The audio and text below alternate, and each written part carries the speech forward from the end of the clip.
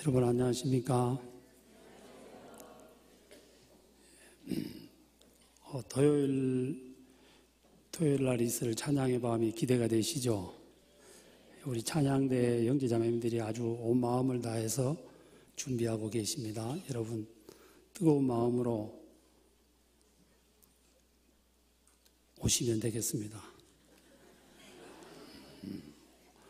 오실 때 여러분들만 오지 마시고 주변에 이렇게 마음에 두고 계신 분들이 있으면 한 분씩 모시고 오셔서 미리 한번 은혜로운 마음을 접하고 갈 수 있으면 좋겠습니다. 제가 먼저 기도드리겠습니다.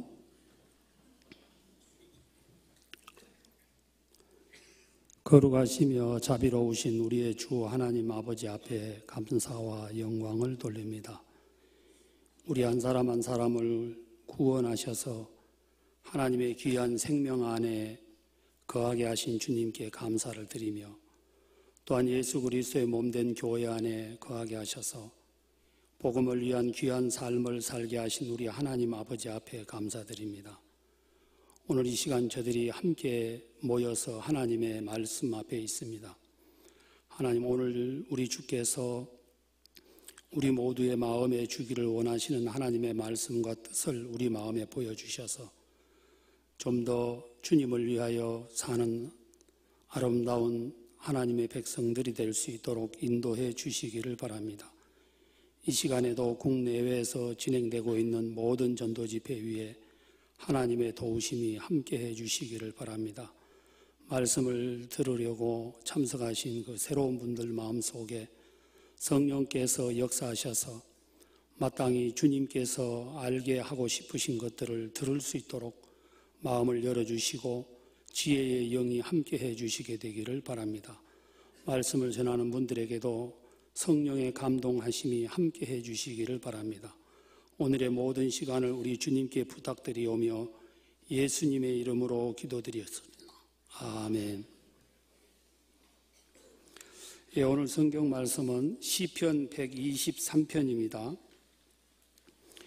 제 성경은 구약성경 897페이지입니다. 시편 123편입니다.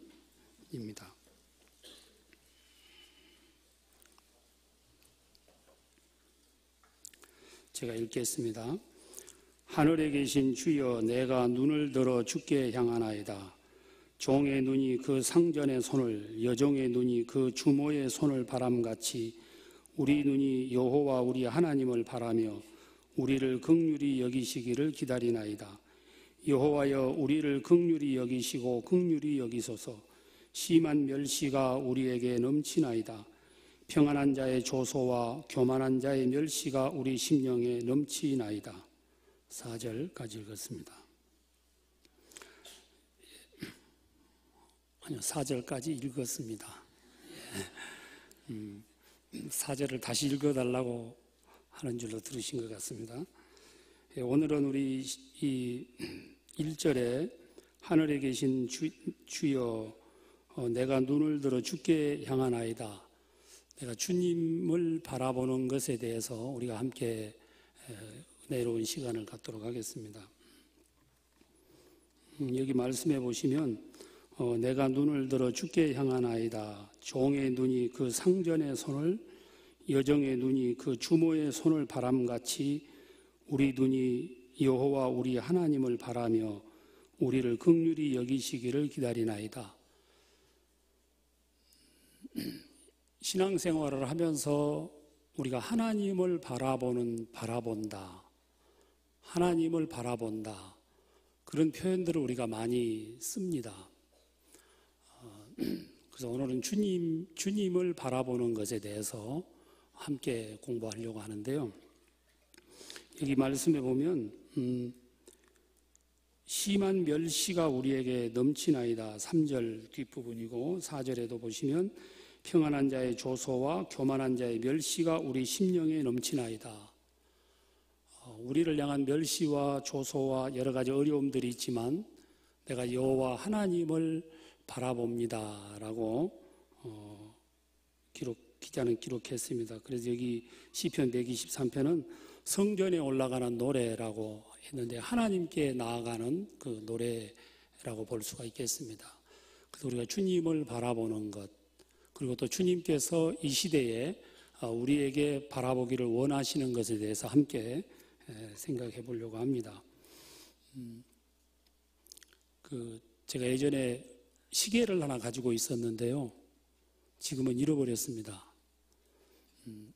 잃어버리고 욕 많이 얻어먹었는데 같이 사는 사람한테 그 시계가 그 태양열에 의해서 움직이는 시계예요. 근데 이 시계가 재미있는 게 책상 서랍에다가 며칠 넣어놓으면 그 시계 바늘이 안 움직이고 멈추어 서 있어요.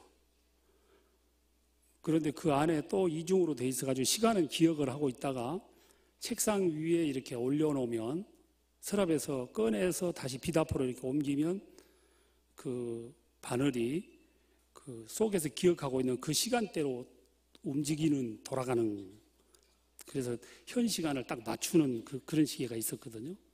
조금 비쌌죠. 근데 그 시계가 제가 아직 그 호기심이 많은 나이라서 그런지 그 서랍에서 넣어놨다가 꺼내가지고 이렇게 햇빛 앞에 아니면 이 전등 빛 앞에 이렇게 꺼내놓으면 이 바늘이 오전 오후를 정확하게 기억해서 이게 싹 돌아가는 것을 보면 너무 재밌어요. 그래가지고 그 재밌는 걸 구경하려고 일부러 며칠씩 넣어놔, 서랍 속에다가. 며칠씩 넣어놨다가 이제 다시 또 꺼내서 보면 이게 또 싹 돌아가고, 그 태양열, 또 꼭 태양열이 아니더라도 이 전등의 그 빛이 열로 바뀌어 가지고 그 시계를 움직이는 것 같아요. 기술적으로 뭐 어떻게 하는지는 저는 잘 모르겠지만 모든 그리스도인들이 마치 그렇다는 생각이 듭니다. 내가 하나님을 정확하게 바라보게 되면 그 하나님을 바라보면서 하나님으로부터 힘이 내게 와서 그 힘이 나로 하여금 모든 어려움들을 이기게 하시고, 또 주님을 섬기는 데 가장 방해되는 우리 육신의 강한 성품도 이기게 하시고, 세상의 어떤 죄의 힘들도 이기게 하시고, 그래서 우리가 여호와 하나님을 바라보는 그 바라봄으로 말미암아 거기서 힘을 공급받아서 신앙생활을 할 수가 있는 것이죠. 그래서 오늘은 우리가 여호와 하나님을 바라보는 것에 대해서 좀 하려고 합니다. 자, 우리가 주님을 바라보는 그 마음의 눈이 밝아야 되겠죠. 자, 말씀 하나 찾겠습니다. 에베소서 1장을 찾겠습니다.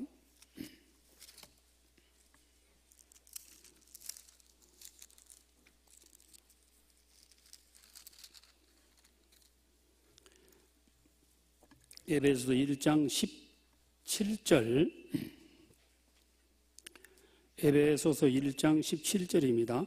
우리 주 예수 그리스도의 하나님 영광의 아버지께서 지혜와 계시의 정신을 너희에게 주사 하나님을 알게 하시고 너희 마음 눈을 밝히사 그의 부르심의 소망이 무엇이며 성도 안에서 그 기업의 영광의 풍성이 무엇이며 그의 힘의 강력으로 역사하심을 따라 믿는 우리에게 베푸신 능력의 지극히 크심이 어떤 것을 너희로 알게 하시기를 구하노라. 여기 18절에 보시면 너희 마음 눈을 밝히사라고 되어 있습니다. 한번 따라해 보실래요? 마음 눈을 밝히사.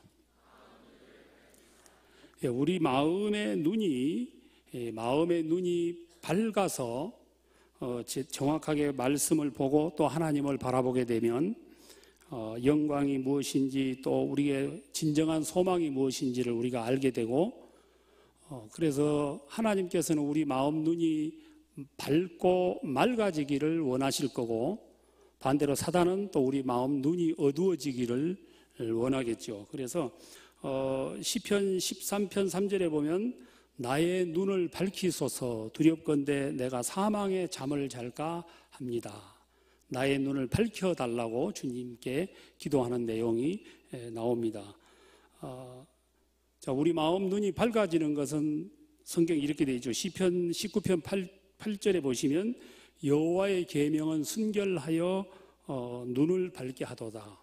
하나님의 말씀이 내 눈을 밝게 만들어주죠.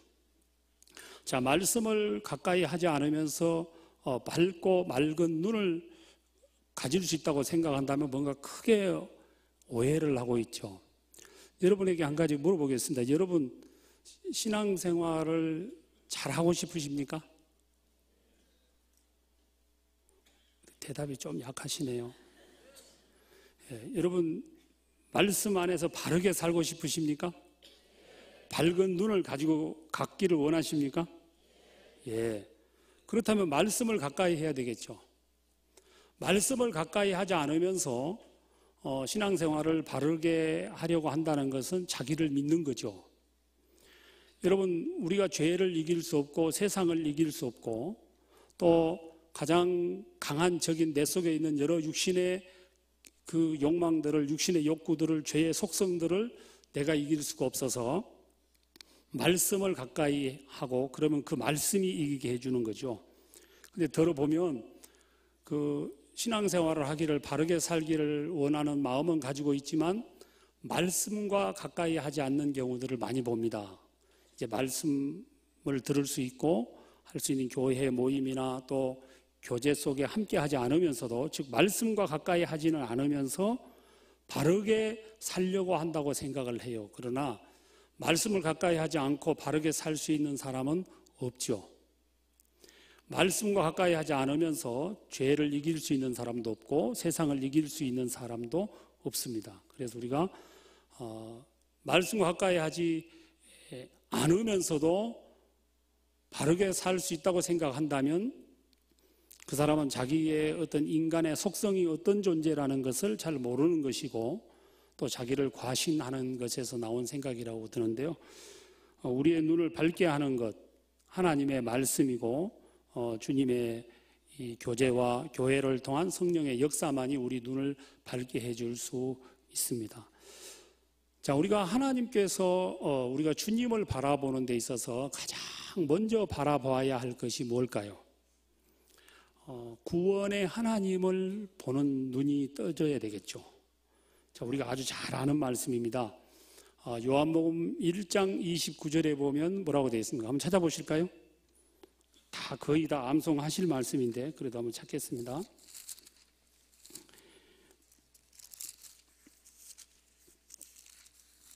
요한복음 1장 29절 같이 한번 읽겠습니다. 이튿날 요한이 예수께서 자기에게 나아오심을 보고 가로되 보라, 세상 죄를 지고 가는 하나님의 어린 양이로다. 보라, 세상 죄를 지고 가는 하나님의 어린 양이로다. 사람이 태어나서 가장 일생 중에서 반드시 봐야 하고 중요한 것이 뭡니까? 바로 우리의 죄를 짊어지고 가시는 예수 그리스도를 봐야 되겠죠. 구원의 하나님을 보는 그 눈을 가져야 합니다. 여러분 그 눈을 뜨셨습니까? 구원의 하나님을 보셨습니까? 예수 그리스도께서 우리를 위해서 모든 죄를 짊어지시고 구원해 주시는 그 구원의 주님을 우리가 정확하게 믿고 깨달았다고 하는 사실은 굉장히 놀라운 사실입니다. 하나님께서 우리 눈을 뜨게 하셔서 보여주셨다고 우리가 믿죠.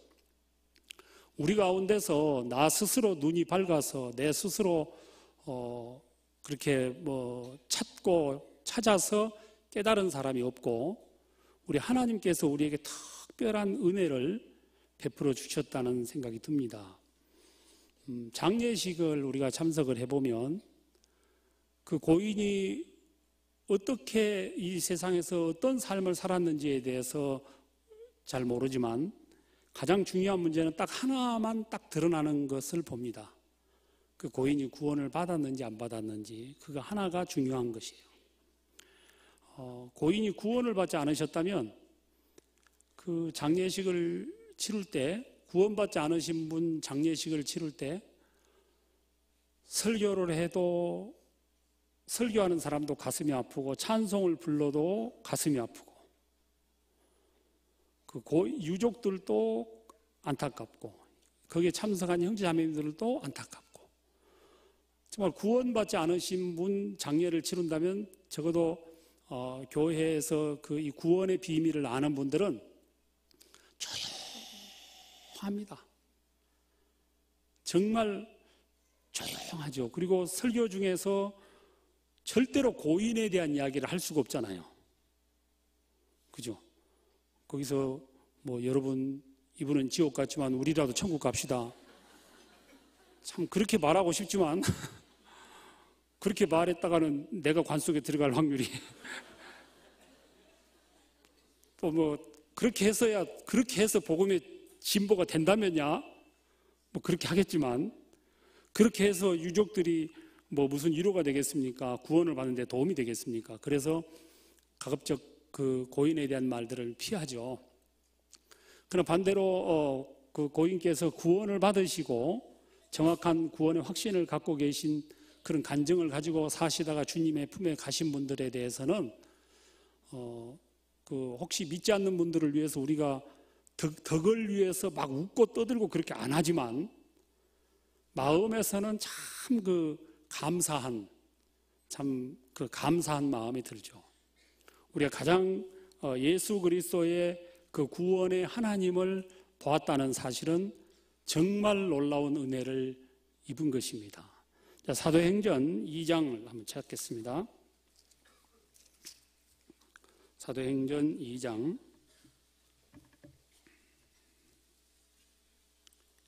29절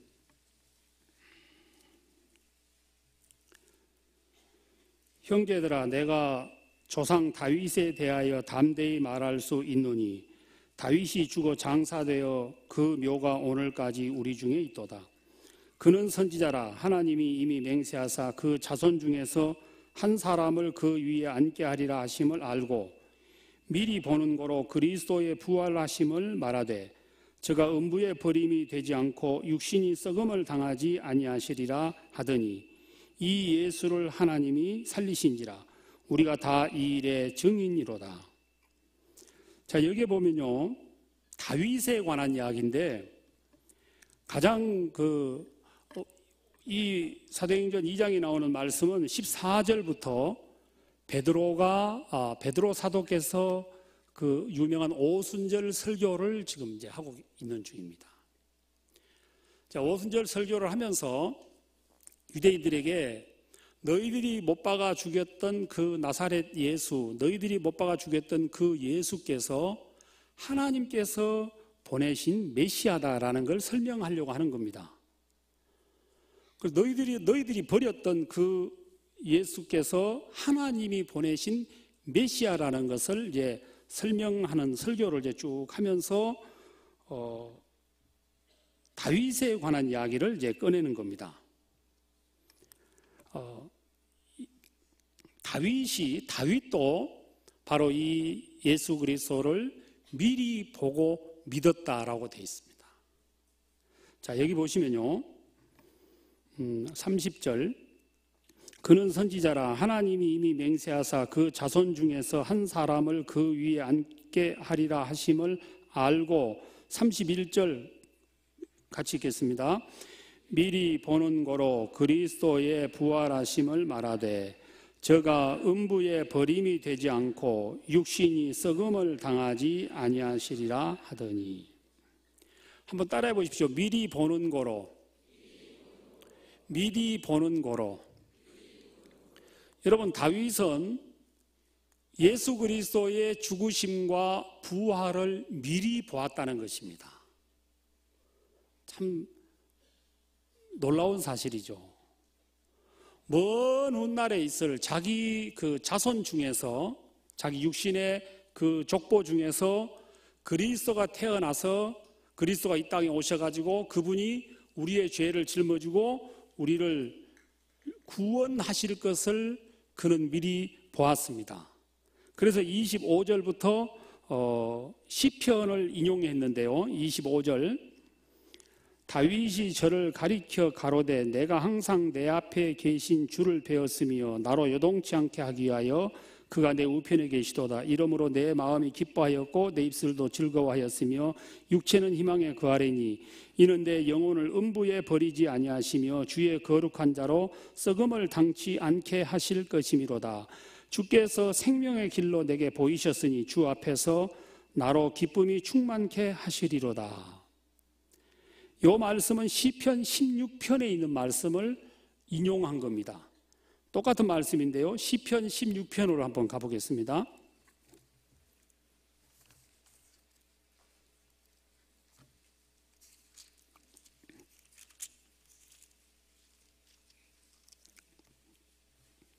시편 16편 8절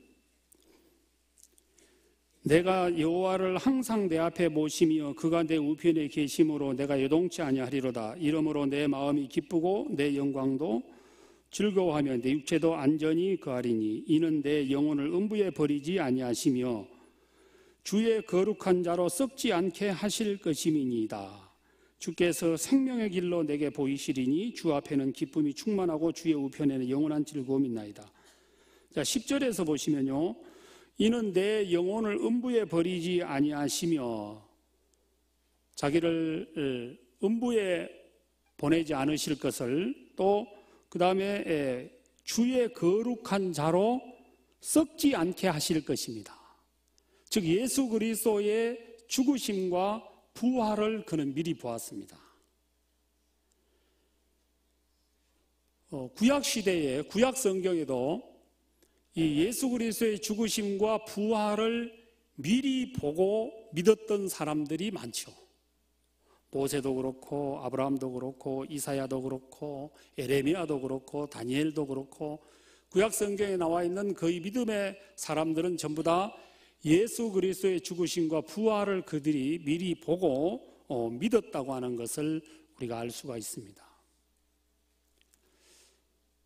어떻게 그 다윗 같은 사람이 보고 믿었던 것을 이방인이면서 또 이방인 중에서도 정말 하나님하고 아무 상관없이 살고 있는 여러분이나 내가 그 믿음의 사람들이 보았던 예수 그리스도의 복음의 비밀을 볼 수 있었는지, 이건 진짜 생각을 해보면 해볼수록 기적이거든요. 기차가 우는 소리가 기적이 아니고 이 구원의 복음을 우리가 깨닫게 됐다고 하는 이 사실이 아주 놀라운 일입니다. 여러분, 이 다윗은 이 시편 16편에서 주의 거룩한 자로 썩지 않게 하실 것을 그는 미리 말씀을 통해서 듣고 믿었습니다. 그리고 주께서 생명의 길로 내게 보이셨다고 간증했습니다. 여러분, 베드로는 이 시편 16편을 인용하면서 다윗이 미리 보고 믿었던 그 메시아, 그분이 바로 예수님 그분이라고 베드로가 설교한 겁니다. 여러분, 이 그림을 그린다고 하면 상상을 한번 해보세요. 칠판에다 그림을 그린다면 가운데다 십자가를 딱 그려놓고, 우리가 복음 전할 때 주로 그런 걸 많이 쓰죠. 십자가를 그려놓고 우리는 이쪽에 살고 있고 다윗은 이쪽에 살고 있습니다. 그런데 이들이 여기서 하나님의 계시하심으로 말미암아 그리스도의 죽으심과 부활로 이루어지는 그 복음을 그는 미리 보았던 것입니다. 자, 갈라디아서 3장 찾아가 봅시다. 아브라함이 구원받은 얘기가 또 갈라디아서 3장에 나와 있습니다.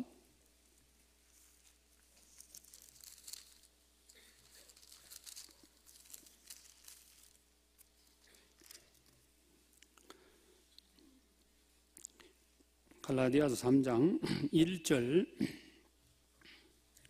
어리석도다 갈라디아 사람들아, 예수 그리스도께서 십자가에 못 박히신 것이 너희 눈앞에 밝히 보이거늘 누가 너희를 꾀더냐. 내가 너희에게 다만 이것을 알려 하노니 너희가 성령을 받은 것은 율법의 행위로냐 듣고 믿음으로냐. 너희가 이같이 어리석으냐? 성령으로 시작하였다가 이제는 육체로 마치겠느냐? 너희가 이같이 많은 괴로움을 헛되이 받았느냐? 과연 헛되냐? 너희에게 성령을 주시고 너희 가운데서 능력을 행하시는 이의 일이 율법의 행위에서냐 듣고 믿음에서냐? 아브라함이 하나님을 믿음에 이것을 그에게 의로 정하셨다 함과 같으니라. 그런즉 믿음으로 말미암는 자들은 아브라함의 아들인 줄 알지어다.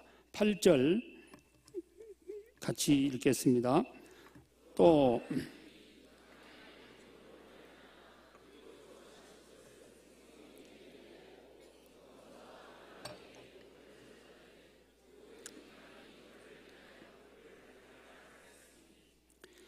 갈라디아서는 율법의 행위가 있어야 구원받는다고 하는 그런 잘못된 내용이 이제 갈라디아 교회에 왔죠. 그래서 그걸 바로잡기 위해서 써보낸 편지가 갈라디아서라고 우리가 알고 있습니다. 그래서 이제 율법의 행위로 구원받는 것이 아니고 오직 믿음으로 구원을 받는 거라는 것을 증거하기 위해서 이 아브라함의 예를 든 겁니다. 아브라함이 하나님을 믿음에 그 믿음을 의로 여겼지 않냐. 그러면서 말씀하시기를, 자 8절에 또 하나님이 이방을 믿음으로 말미암아 의로 정하실 것을 성경이 미리 알고, 여기서 이방을 믿음으로 말미암아 의로 정하실 것을, 여기서 말하는 이방은 세상의 모든 사람들을, 모든 족속들을 믿음으로 말미암아 예수 그리스도의 죽으심과 부활로 이루어진 그 복음을 듣고 믿는 믿음으로 구원받는 이 복음의 비밀을 성경이 미리 알고 그러셨어요. 자, 한번 따라해 보세요. 성경이 미리 알고. 어떻게 아셨을까요? 한국 사람 정서상 여기서 용감하게 대답할 사람 없죠. 그죠? 성경이 미리 알고 그랬는데, 성경이 그랬어요. 성경이. 그러면 성경이라는 말이 무슨 말이에요? 말씀이죠. 그죠? 말씀이고 하나님이시죠. 그러면 하나님께서 어떻게 그걸 아셨을까요? 예, 하나님께서 세우신 계획이니까. 하나님께서 그 계획을 세우셔가지고 먼저 아브라함에게 복음을 전하되, 한번 따라해 보세요. 먼저 아브라함에게 복음을 전하되, 예, 먼저 아브라함에게 복음을 전하되 모든 이방이 너를 인하여 복을 받으리라 하였으니. 자, 모든 이방이 너를 인하여 복을 받으리라는 이 말이 그냥 창세기로 올라가 보면, 창세기만 딱 이 복음을 띄워놓고 창세기만 읽어보면 아브라함의 자손들이 그냥 복을 받는가 보다, 그렇게 생각을 하거든요. 자, 우리나라 사람들은 복 좋아해요. 그죠? 저 어렸을 때는요, 복자 속에 살았어요. 복자라는 글씨 속에 살았어요. 숟가락 손잡이 위에도 복자, 숟가락 그 가운데도 복자, 젓가락에도 복자, 벽에도 복자, 천장에도 복자, 심지어 요강 뚜껑에도 복자, 막 복자를 다 써놓고 하여간 복 좋아해가지고 그랬었는데, 여기서 말하는 이 복은 그 복을 말하는 것이 아니고 믿음으로 말미암아 얻은 의를 말하는 거거든요. 그죠? 믿음으로 말미암아 얻은 의를 아브라함에게 그걸 전해서 모든 이방이 너를 인하여 복을 받으리라 하였으니. 그래서 아브라함이 그걸 듣고 믿었습니다. 아브라함이 그걸 듣고 믿었죠. 요한복음 8장에 보면 아주 재밌는 말씀이 있는데요. 예수님께서 유대인들에게 진리를 알지니 진리가 너희를 자유케 하리라. 너희들이 나를 알게 되면 나로 말미암아 자유함을 얻게 될 거다라고 말씀하셨습니다. 그때 유대인들이 말하기를, 아니 우리는 남의 종이 된 적이 없이 자유해, 무슨 무슨 자유를 또 해. 너희가 죄 아래에 있기 때문에 죄의 종이다. 그러면 그랬던 유대인들이 말하기를, 우리는 아브라함의 자손이야. 우리는 아브라함의 자손이야. 누구 종이 아니고 우리는 아브라함의 자손이야. 그들은 아브라함의 자손이라는 그 굉장한 긍지와 자부심을 가지고 있잖아요. 그때 예수님께서 말씀하시기를, 너희가 아브라함의 자손이면 아브라함의 행사를 해야 될 거 아니냐. 아브라함의 행사를, 그 말은 아브라함이 한 것처럼 해야 될 거 아니냐 그 말이죠. 너희가 아브라함의 자손이면 아브라함처럼 해야 될 거 아니냐. 유대인들이 말했죠. 아니 아브라함처럼 안 한 게 뭐 있어. 아마 유대인들은 그 생각을 하면서 그런 생각을 했을 거예요. 그래서 우리도 할례 받았어, 그 생각할 거야 아마. 당시 유대인들이 아마 그랬을 겁니다. 우리 할례 받았어. 우리는 할례 받은 민족이야. 아브라함이 할례를 받고 그 이후에 모든 자손들이 할례를 행하라 그때 우리 할례 받았어. 그러나 예수님께서 이제 말씀하시는 건 할례에 관한 얘기가 아니고, 내가 너희에게 진리를 전하는데 너희는 왜 안 받아들이느냐. 내가 너희들한테 내가 메시아고 내가 구원자라고 전했더니 왜 너희들은 안 받아들이냐. 너희 조상 아브라함은 이렇게 안 했다 그 말이에요. 그 말을 쉽게 풀면 무슨 말이에요? 야, 내가 메시아라고 전하니까 왜 너희들 안 믿어? 너희 조상 아브라함한테 내가 메시아라고 전했더니 감사합니다고 받아들이고 믿었다니까. 너희가 아브라함의 자손이면 아브라함처럼 내가 복음을 전하는 내 복음을 받아들이고 믿어야 될 거 아니냐 그 말이에요. 유대인들이 그 얘기를 가만히 들으면 못 알아듣는 사람은 그냥 멍청하게 있고, 그 말에 전후좌우를 더하기 빼기를 하고 알아들은 사람은 기가 막힌 거예요. 가만히 듣고 나서 그 사람들이 그랬어요. 그러면 네가 우리 조상 아브라함을 보았냐? 너 몇 살이냐? 너 나이가 몇 살인데 우리 조상 아브라함을 우리 조상님 아브라함을 만났다 그러냐? 그러니까 예수님께서 말씀하시기를 내가 너희 조상 아브라함 나기 전부터 있었고 너희 조상 아브라함은 나 보기를 사모하다가 나를 보고 기뻐했어. 그러니까 유대인들이 네가 50도 못 되었거늘 우리 조상 아브라함을 보았다고 하느냐? 아마 예수님이 엄청 늙어 보이셨을 것 같아요. 그죠? 나이를 엄청 많이 잡아가지고 그때 예수님이 30대 초반인데 네가 50도 못 되었거늘 그 말은 죄송합니다. 예수님이 그냥 엄청 늙어 보이셔가지고 나이가 많이 들어 보이셨는지 아니면 그 사람들이 그냥 까짓 거 많이 잡아주자 그래. 많이 잡아준다 그래. 그래 네가 50이 그래 됐다 치자. 아무리 봐도 너 50은 못 됐겠는데 무슨 우리 조상 아브라함을 보았다고 하느냐. 여러분, 예수님의 그 영원성을 그들은 알지 못했죠. 예수님의 신성을 그들은 인정하지 않았습니다. 자, 예수님의 그때 육신의 나이가 한 33세쯤 됐습니다. 그럼 30여 세, 33세 이쪽 저쪽이죠. 그럼 33세라고 합시다. 그러면 33세라고 하는 그 나이는 무슨 나이예요? 예수님이 이 땅에 오신 나이예요. 그죠? 이 땅에 오신 나이.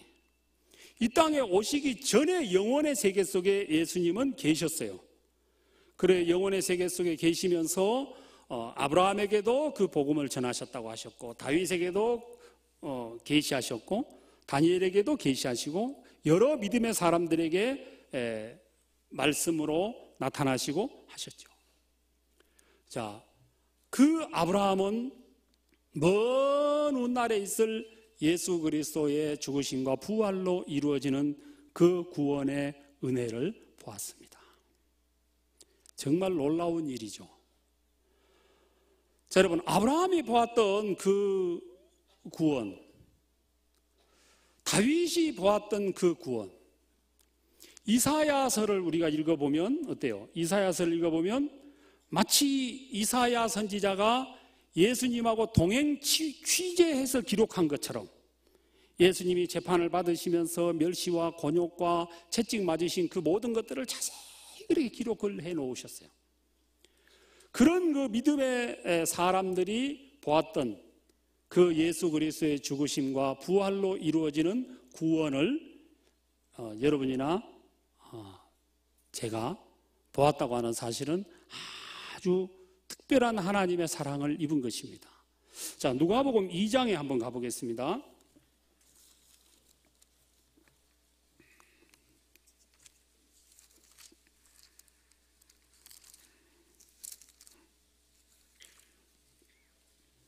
누가복음 2장 25절입니다.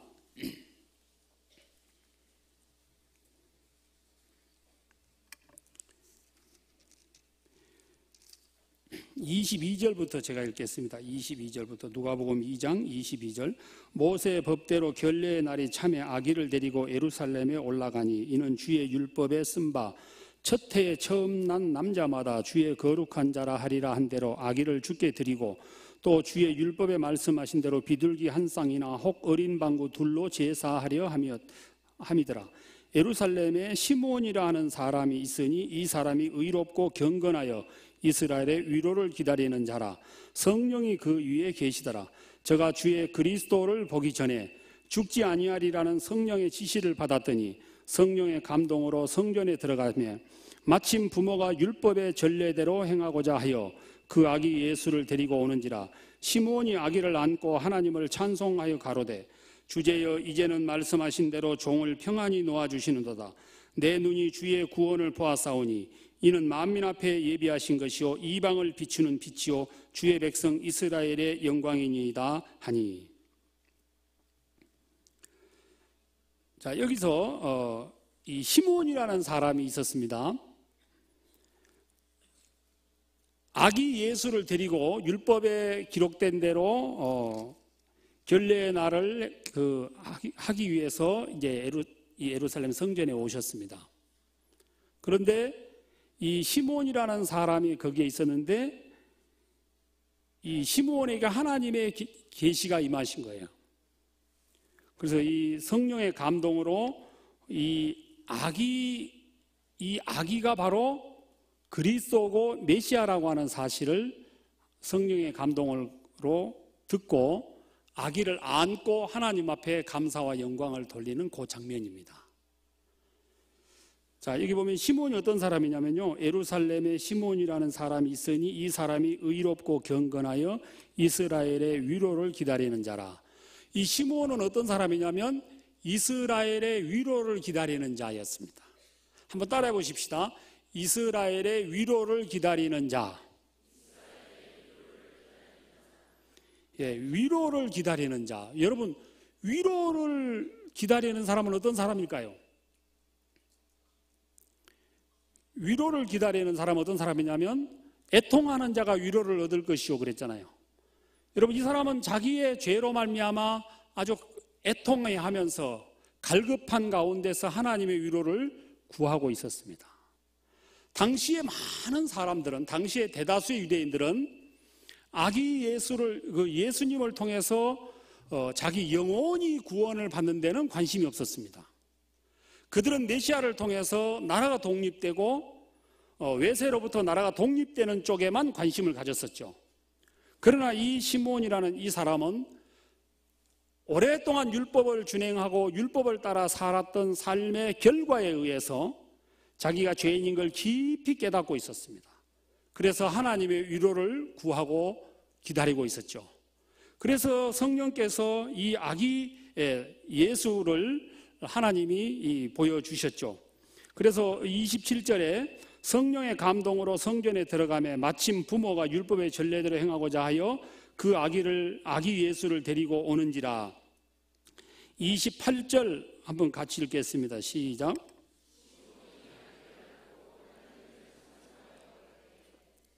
예. 시몬이 이 아기 예수를 안았습니다. 여러분, 이 아기 예수가 무슨 아기 예수가 유난히 똑똑하고 눈에서 무슨 막 레이저를 쏴가지고 무슨 그런 어떤 이적이나 그런 현상이 있었을까요? 없었죠. 전혀 없었죠. 그냥 거기에 많은 아기들 중에, 근데 아마 그 아주 시골에서 왔기 때문에 명품 그 아기 옷도 못 입었을 거예요. 여러분, 아기도요, 촌에 사는 아기하고 도시 사는 아기하고 틀립니다.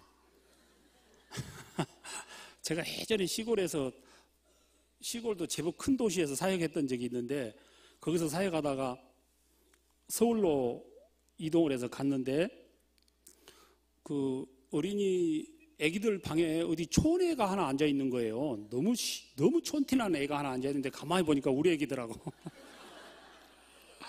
가만히 보니까 근데 그 옆에 어디 촌 아줌마가 하나 앉아있는데 보니까 내 자매, 우리 자매들하니까요.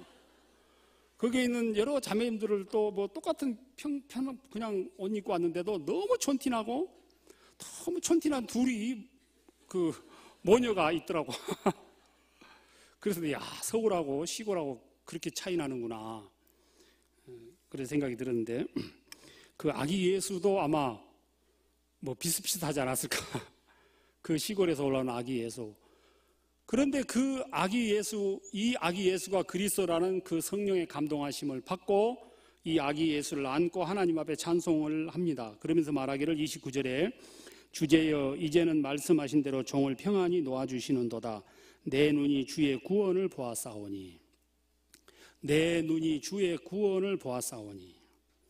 자, 한번 따라해 보십시오. 내 눈이 주의 구원을 보았사오니. 예, 이 시몬은 주의 구원을 보았습니다.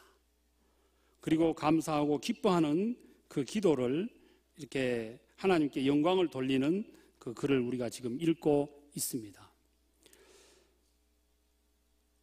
여러분, 그 아브라함이 보고 믿었던 그 예수 그리스도의 복음, 그리고 다윗이나 수많은 믿음의 사람들이 보고 믿었던, 또 이렇게 겸비하고 겸손했던 사람들이 보았던 그 예수 그리스도의 정확한 구원의 복음을 여러분이나 내가 보고 믿고 분명한 확신 가운데 거한다고 하는 이 사실은 정말 놀라운 하나님의 은혜를 우리가 입었다고 말씀드릴 수밖에 없습니다.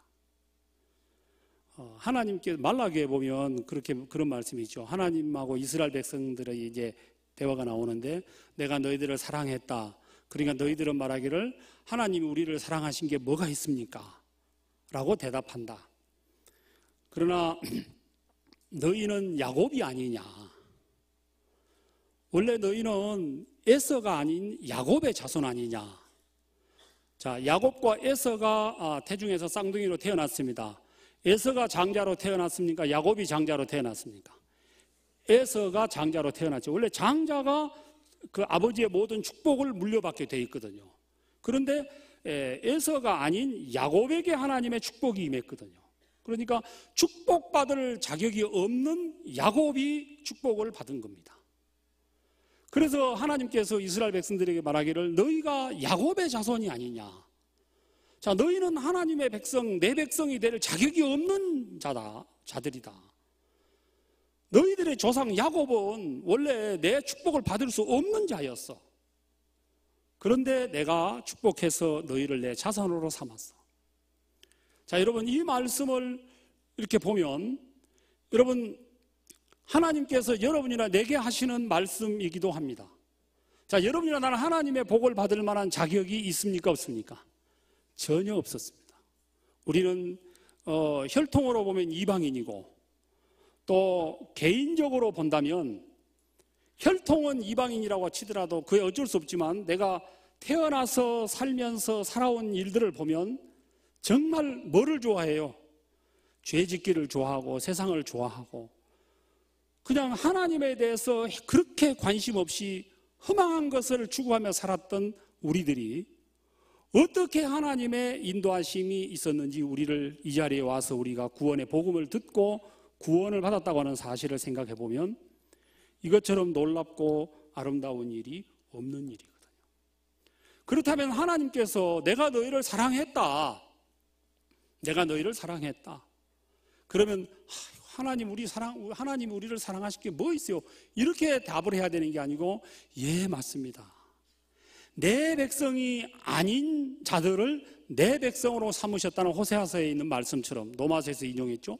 그 말씀처럼 우리는 하나님의 백성이 될 자격이 전혀 없는데 하나님이 우리를 하나님의 백성으로 삼아주셨고 구원의 복음을 깨닫도록 우리를 인도해 주셨습니다. 하나님의 놀라운 사랑을 받은 자죠. 자, 여러분, 그래서 우리는 이 구원의 하나님을 봐야 되는 것입니다. 그래서 여러분이나 나는 정말 놀라운 은혜는 하나님의 그 구원을, 십자가의 구원을 이렇게 정확히 깨달을 수 있는 특별한 은혜를 우리가 입었습니다. 이 시대에 정말 교회도 많고 예수 믿는 사람도 참 많지만 이렇게 만나서 보면 정말 이 복음과 상관없이, 복음에 대한 분명한 확신 없이 그냥 교회를 다니는 종교인이 돼 있는 그런 많은 사람들을 보면 안타깝기 그지없죠. 상대적으로 우리가 큰 은혜를 입었다고 생각이 들어집니다. 자, 여러분, 우리가 두 번째, 우리가 주님을 바라봐야 되는데, 구원을 받고 난 이후에도 여전히 우리는 하나님의 그 사랑과 은혜를 바라봐야 합니다. 결코 나를 버리실 수 없는, 버리지 않는 하나님의 그 은혜, 하나님의 사랑을 우리가 바라봐야 되겠죠. 자, 시편 3편에 있는 말씀을 찾겠습니다.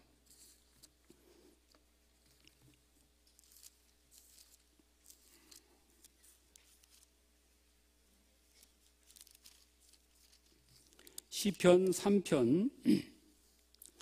이 시편 3편은요, 다윗이 그 아들 압살롬을 피할 때 지은 시라고 이 도움말을 달아놨는데, 다윗이 압살롬이 반란을 일으켜가지고 왕궁에 쳐들어오자 다윗이 왕궁을 빼앗기고 이제 압살롬의 아들의 반란에 의해서 왕궁을 빼앗기고 도망을 가면서 쓴 시입니다. 그 상황입니다. 이 사무엘하 15장에 나오는 그 내용인데, 다윗이 이제 압살롬을 피해서 도망을 가면서 쓴 시입니다. 자, 1절부터 제가 읽겠습니다. 여호와여, 나의 대적이 어찌 그리 많은지요. 일어나 나를 치는 자가 많소이다. 많은 사람이 있어 나를 가리켜 말하기를 저는 하나님께 도움을 얻지 못한다 하나이다. 여호와여, 주는 나의 방패시오 나의 영광이시오 나의 머리를 드시는 자니이다. 내가 나의 목소리로 여호와께 부르짖으나 그 성산에서 응답하시는도다. 내가 누워 자고 깨었으니 여호와께서 나를 붙드심이로다. 천만이 나를 둘러치려 하여도 나는 두려워 아니하리이다. 여호와여, 일어나소서. 나의 하나님이여, 나를 구원하소서.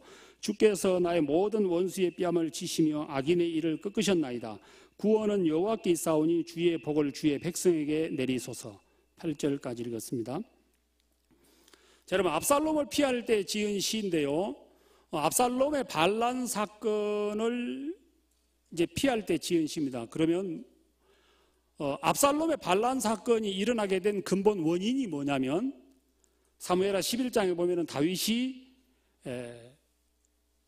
우리아의 아내 밧세바를 범하고 그 죄를 가리우기 위해서 우리아와 그 여러 군인들을 죽이는 그 전쟁에서 교묘하게 죽게 만드는 그 사건이 있었습니다. 다시 말하면 다윗이 간음하고 살인을 저질렀죠. 그 죄에 대한 징계입니다, 이게 지금. 그래서 이제 나단 선지자가 나타나서 말씀하시기를, 여호와께서도 당신을 사하셨기 때문에 이 죄로 인하여 죽지는 않겠지만 이 죄로 인하여 너와 내 집안에 큰 재화가 일어나게 될 거다. 너는 은밀하게 남의 아내를 빼앗았지만 내 아내는 백주에 대낮에 남이 네 아내를 취하게 될 거다 라고 하나님이 이제 그 죄에 대하여 징계의 말씀을 하셨습니다. 자, 이제 여러 사건이 있었죠. 그래서 이제 압살롬이 결국은 자기가 왕이 되겠다고 반란을 일으킵니다. 그러니까 이제 이스라엘의 백성들 중에서 알만한 사람들은 다 알고 있습니다. 이 압살롬의 이 반란 사건이 다윗이 저지른 죄값이라는 것을 다 아는 거예요. 어지간한 사람들은 이제 다 아는 겁니다. 여러분이나 내가 만약에 그 시대 사람이라고 하면 생각해 보세요. 예를 들어서 뭐 한번 얘기를 해볼게요. 아이고, 그 아들이란 놈이 그래 아버지한테 그래 대들고 반역을 일으키고 저래 못된 짓을 하면 그러면 아마 그렇게 여러분 중에서 아이고 그런 소리 하지 마라. 다윗이 하나님 앞에 바르게 살았으면 이런 일은 일어나지 않지. 이게 옛날에 말이야 그 죄 때문에 일어난 일이야. 그래 나는 몰랐네. 아이고 모르는 거 너 말고는 다 알아. 그걸 몰라? 자, 모든 백성들은 알고 있습니다.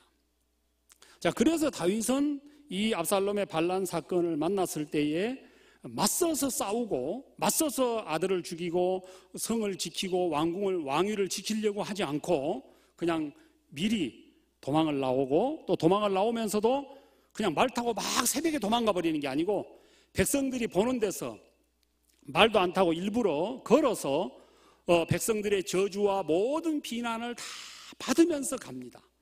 왜냐하면 이건 자기가 저지른 죄 때문이라는 걸 알기 때문에 하나님의 징계를 철저하게 받아들이는 모습을 보여주고 있죠. 자, 그때 쓴 시가 시편 3편입니다. 자, 이제 여기 이제 봅시다. 여호와여, 나의 대적이 어찌 그리 많은지요. 일어나 나를 치는 자가 많소이다. 이제 당시 상황이죠. 자, 2절 같이 한번 읽겠습니다. 시작.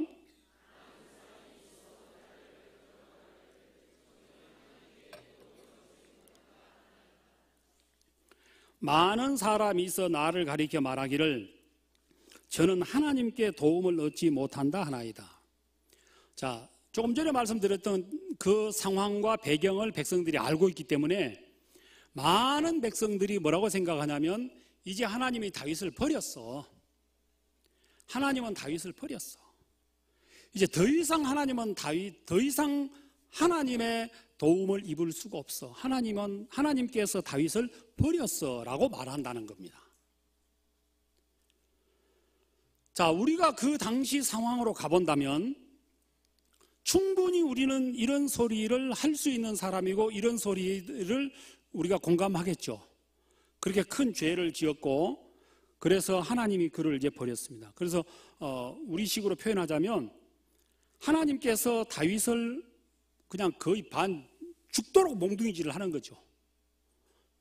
시골 말로 뒤지게 패는 거야. 그러니까 이제 옆에서 볼 때 완전 죽이기로 작정을 했구나. 완전히 이제 다윗은 이제 끝났다. 다 이렇게 생각을 한다는 겁니다.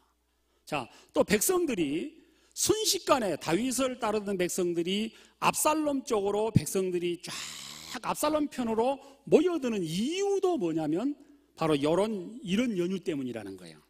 다시 저지른 죄가 있고 그 죄로 하나님이 그를 이제 버렸다고 생각을 하기 때문에 신하들이 이제 저 다윗 너무 죄를 많이 지었잖아. 그러니까 다윗을 안 따르고 이제 압살롬을 따르는 게 하나님의 뜻이야. 이렇게 해서 이제 그들이 막 압살롬 편으로 사람들이 막 몰려간 거예요.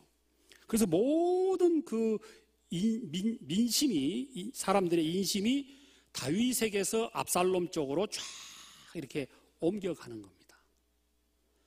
자, 그런데 백성들하고 다윗하고의 차이점이 뭐냐면 다윗은 하나님이 자기가 저지른 죄에 대해서 징계하시고 자기를 아주 상상할 수 없을 정도로 그에게 고통을 주시고 자기를 때리는 것을 압니다. 그러나 하나님이 결코 나를 버리지는 않으신다는 걸 믿고 있습니다.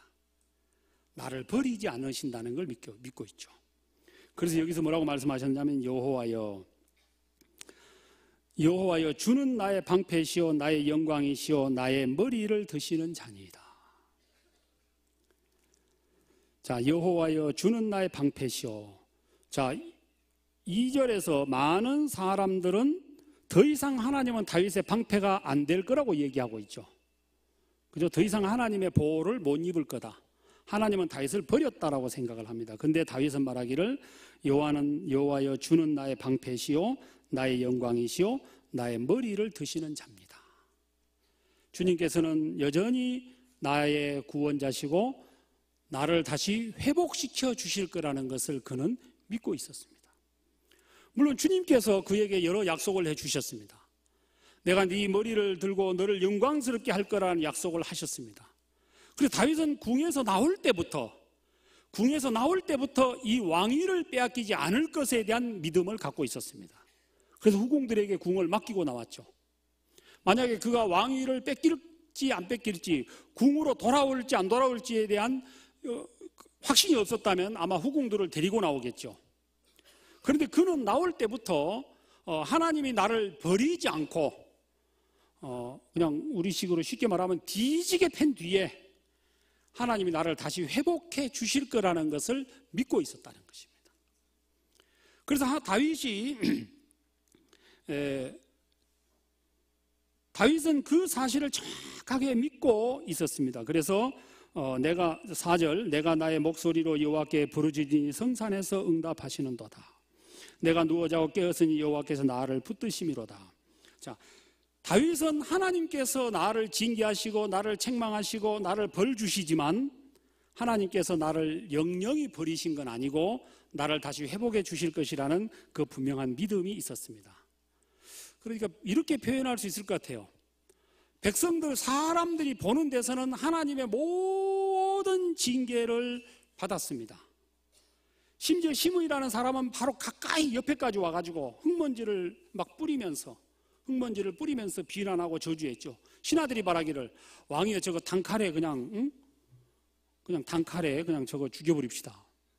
아마 여러분이나 나 같으면 그러겠죠. 내가 아무리 이 지경이 됐기로 너 같은 것이 어디 가만히 있으니까 내가 전봇된 줄 아나 하면서 아마 다윗이 이렇게만 한번 하면 옆에서 신하들이 죽여버립니다. 그런데 그 모든 저주를 다 받죠. 왜? 여러분, 시므이가 저주하는 겁니까? 하나님께서 자기를 징계하시는 겁니까? 크게 한번 해보세요. 시므이가 지금 하는 거예요? 하나님께서 하시는 거예요? 물론 시므이는 하나님 앞에서 이 바른 마음이 아니기 때문에 그런 잘못된 일에 쓰임을 받는 건 사실이죠.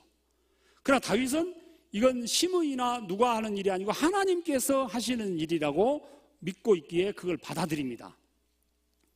그러니까 이제 모든 백성들에게 조소를 받고 조롱을 받습니다.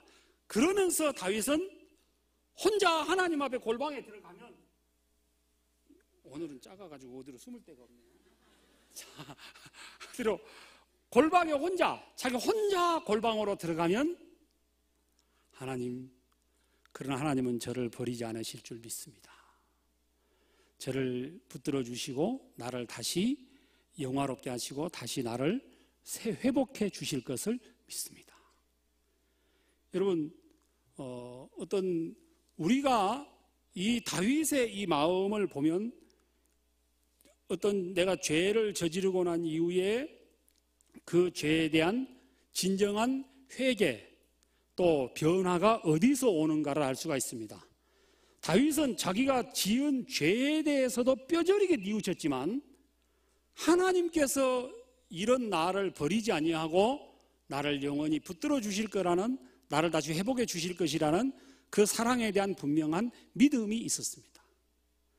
그 믿음, 그러니까 내가 저지른 죄에 대한 어떤 뉘우침과 하나님의 사랑에 대한 믿음, 그 두 마음이 만나져야 이후에 새로운 삶으로 연결되는 것을 우리가 볼 수가 있습니다. 자, 다윗은 하나님께서 나를 버리지 않으신다는 걸 확실하게 알고 있었죠. 자, 시편 30편을 한번 보겠습니다.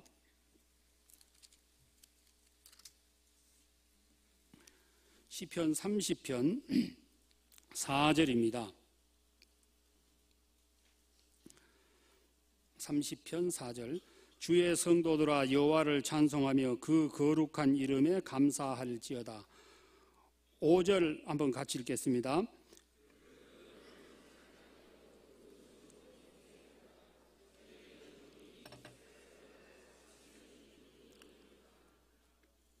예, 여기서 다윗은 말하기를 그 노염은 잠깐이요 그 은총은 평생이로다.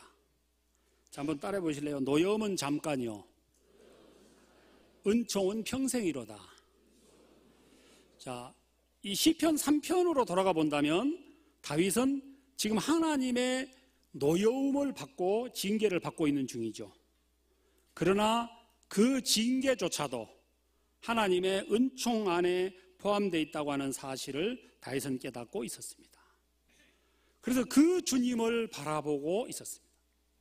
여러분이나 나를 향하신 하나님의 사랑이 마치 그렇습니다. 자, 여러분, 히브리서 12장 5절에 보면 징계를 경히 여기지도 말고 낙심하지도 말라 그랬죠. 자, 경히 여기는 것도 하나님의 뜻이 아니고 낙심하는 것도 하나님의 뜻이 아니죠. 자, 하나님께서 우리의 연약함을, 우리의 범죄를 인하여 하나님이 우리에게 징계하신다면 우리가 그 징계를 정말 전혀 피하지 아니하고 피하거나 변명하지 아니하고 그걸 그대로 받아들이면서 하나님의 은혜를 바라보고 있게 된다면 그 하나님의 은혜를 바라보는 거기에서 새 힘을 내가 공급받아서 새로운 죄를 이기는 변화된 새로운 삶을 살게 되는 것을 우리가 볼 수가 있습니다.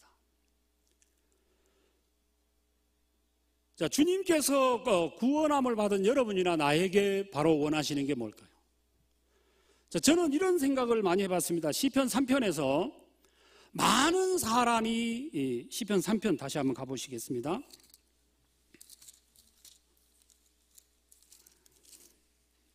많은 사람이 있어 나를 가리켜 말하기를 저는 하나님께 도움을 얻지 못한다 하나이다. 저는 하나님께 도움을 얻지 못한다 하나이다. 자, 누가 어떤 사람이 저한테 야, 너는 더 이상 하나님의 도움을 얻을 수 없어. 하나님은 너를 버렸어. 라고 말하는 소리를 들어보지는 않았습니다. 그런데 마귀가 내 마음속에 찾아와서 내 연약함과 부족함과 태만한 어떤 내 연약함을 붙들고 내게 이런 송사의 소리를 해오는 소리를 많이 들었습니다. 야, 내가 이런데 하나님이 나를 도와주실까? 자, 새로운 영혼들에게, 새로운 분들에게 복음의 말씀을 전합니다. 그러면 상담을 막 쫙 합니다. 그러다가 이제 마지막 복음을 이제 전해야 될 상황이 되면, 여러분 전도해 보시면 다 아시겠지만 그분이 그냥 쓱 와서 구원받지 않아요. 그죠? 복음을 받아들이는, 복음을 전하는 그 순간에 참 99곡의 마지막 그 고갯마루에서 참 힘들게 되는 경우를 보거든요. 그때 이제 유일하게 우리가 할 수 있는 길이 입으로는 복음을 전하고 입으로는 말씀을 전하고 상담을 하고 해도 속으로 이제 하나님 앞에 계속 무전을 치거든요. 하나님 앞에 비비비비비비비비 하고 이제 계속 하나님한테 무전을 치고. 제가 때로는 그 생각이 들어요. 우리가 약간은 뭘 하나를 하면서 속으로 딴 것을 생각할 수 있는 그런 기능이 있잖아요. 어떤 때는 보면 그런 기능이 안 좋을 때가 많아요. 말씀 전할 때 생각이 외출해가지고 딴짓하고 있고, 아니 말씀 들을 때 생각이 외출을 해. 몸은 여기다 앉혀놓고 나 좀 나갔다 올게 하고 이제 그럴 때가 있어요. 근데 그럴 때는 이런 기능이 너무 안 좋다 그 생각이 드는데, 복음 전할 때는 참 그 기능이 하나님 앞에 감사해요. 막 입으로는 이제 막 얘기를 해요. 뭐 성경도 찾고, 뭐 우스갯소리도 하고, 이제 용지에다가 막 그리기도 하고, 십자가도 그리고 얘기도 하고 하는데, 근데 구원 안 받네. 그러면 안 받네. 그러면 이제 무전을 치죠, 주님한테. 자, 주님, 요 때입니다. 꼭 어떤 느낌이 드냐면, 니어카를 내가 이제 끌고 이제 가다가 언덕을 만났어요. 그래가지고 낑낑대고 이제 못 올라가는 거예요. 근데 누가 뒤에서 밀어주면 올라가요, 안 올라가요? 니어카를 안 끌어봐서 모르시죠? 대다수의 젊은 분들은 니어카가 뭔지도 모르고 손수레. 자, 그때 뒤에서 누가 싹 밀어주면 너무 이제 쓱 스머스하게 올라가죠. 그래, 꼭 그런 느낌이 들 때 있거든요. 주님, 지금입니다. 미세요. 또 다르게 표현하자면 이때입니다. 하나님이 액션 큐 해가지고 위에서 레이저총으로 저 사람 마음속에 어떻게 역사해 주셔야, 쫙 역사해 주셔야 이게 빵 하고 뭐가 터지지. 그렇지 않으면은 뭐예요? 끝나고 간 뒤에 죄 없다며 그러고 가거든요. 죄 없다며 그러고 가요. 자, 그러면 이제 하나님의 도움을 구할 일이 우리가 어디 한두 번입니까? 그럼 막 하나님의 도우심을 구할 때마다, 꼭 전도할 때만이 아니고 평상시에도 하나님의 도우심을 구하면 마귀가 제일 부지런하다 하잖아. 마귀가 얼마나 이 마귀가 부지런한지 딱 옆에 와서 나타나가지고, 네가 그렇게 해놓고 도와달라고 하냐, 참 네 얼굴이 넓은 건 내가 알겠지만 참 나자까지 두껍다. 어떻게 너 그래놓고 하나님이 너를 도와주기를 바라냐? 하나님은 너 안 도와. 넌 끝났어. 그런 송사의 소리를 많이 들었습니다. 근데 어떤 때는 진짜 그 송사의 소리를 받아 먹고 낙심하고 절망하고 좌절하고 그런 시름 속에 젖어 있었던 적도 참 많이 있었던 것 같아요. 그러나 여러분, 이런 말씀들을 보면 다윗은 철저하게 딱 구분이 되어 있습니다. 하나님 앞에 자기가 잘못한 것에 대한 벌은 철저하게 피하지 아니하고 받아들여요. 그러나 하나님이 나를 버리신 것이 아니라고 하는 사실을 정확하게 믿고 있었습니다. 자, 히브리서 4장 찾겠습니다.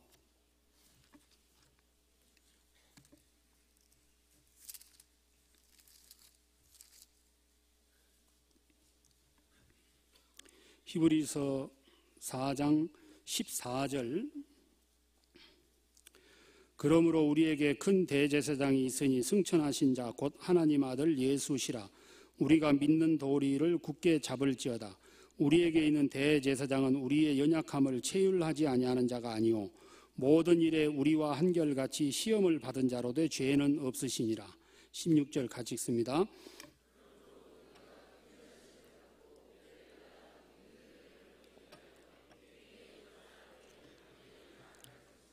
예. 그러므로 우리가 긍휼하심을 받고 때를 따라 돕는 은혜를 얻기 위하여 은혜의 보좌 앞에 담대히 나아갈 것이니라. 자, 한번 따라해 보십시오. 은혜의 보좌. 자, 은혜를 베푸시는 그 하나님 앞에 담대하게 나아갈 것을 말씀하셨습니다. 자, 여러분, 이것은 정말 내가 저지른 어떤 연약함이나 죄를 경히 여기는 게 아니고, 여러분, 그걸 크게 여겨서 하나님의 징계를 받아들이고, 그러면서도 나를 결코 버릴 수 없으신 그 하나님의 사랑, 그 하나님의 은혜 앞으로 우리가 담대하게 나아가는 것, 그게 그리스도인의 삶이라고 하는 것입니다. 그래서 우리가 날마다 그 주님을 바라볼 때 정말 나의 어떤 행한 것을 인하여 당당한 것이 아니고 예수 그리스도의 피를 인하여 당당해야 되겠죠. 자, 출애굽기 12장에 보면 유월절에 관한 그 규례가 있을 때, 자, 하나님의 심판이 무엇을 보고 넘어갑니까? 피를 보고 넘어가죠. 그죠? 하나님은 그 집에 가서 뭐만 보십니까? 예? 뭐 봐요? 여러분이 나는 남의 집 가면 피 안 보고 뭐 봐요? 아, 나 비싸겠다, 좋겠다, 뭐 그런 건 생각하죠. 자, 하나님께서는 그날 뭘 봐요? 피의 유무만 보십니다. 제가 그 말씀을 볼 때마다 그런 생각이 들어집니다. 하나님이 보시는 것과 내가 보는 것이 같아야 되겠다는 거죠. 그죠? 하나님은 피를 보시고 넘어갑니다. 그러면 나도 뭐를 봐야 돼요? 나도 예수 그리스도의 피를 바라보면 거기에서 담대함과 쉼이 온다고 하는 사실을 성경에서 우리는 볼 수 있습니다. 그래서 하나님께서 보시는 것, 하나님은 우리가 예수 그리스도의 피를 의지하죠. 자, 제사장이 지성소 안으로 들어가서 또 번제단에서 제사를 드릴 때 지성소 안으로 들어갈 때 뭘 가지고 들어갑니까?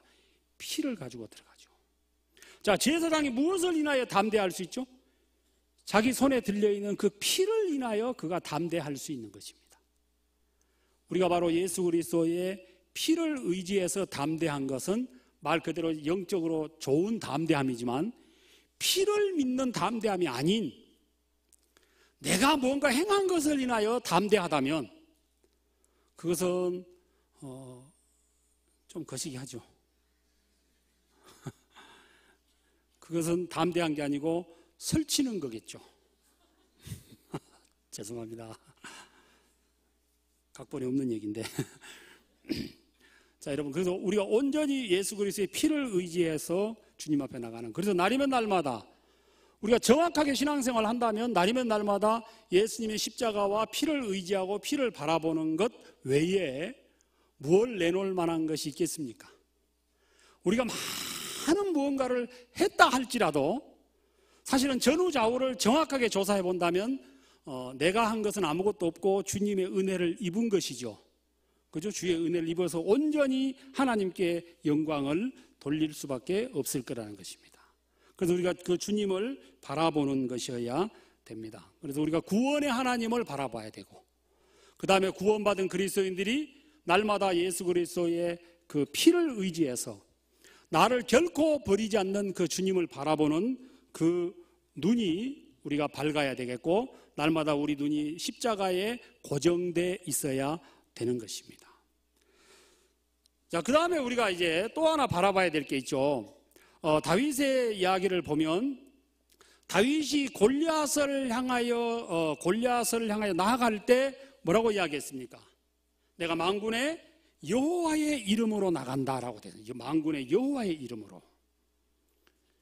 여러분, 다윗은 물매를 잘 했는데, 여러분, 다윗이 물맷돌을 들고 물매를 들고 이렇게 싹 돌려가지고 탁 하면 이제 이게 날아가서 골리앗에 여기 딱 박히는데, 여러분, 그 솜씨를 의지해서 나간 건 아닙니다.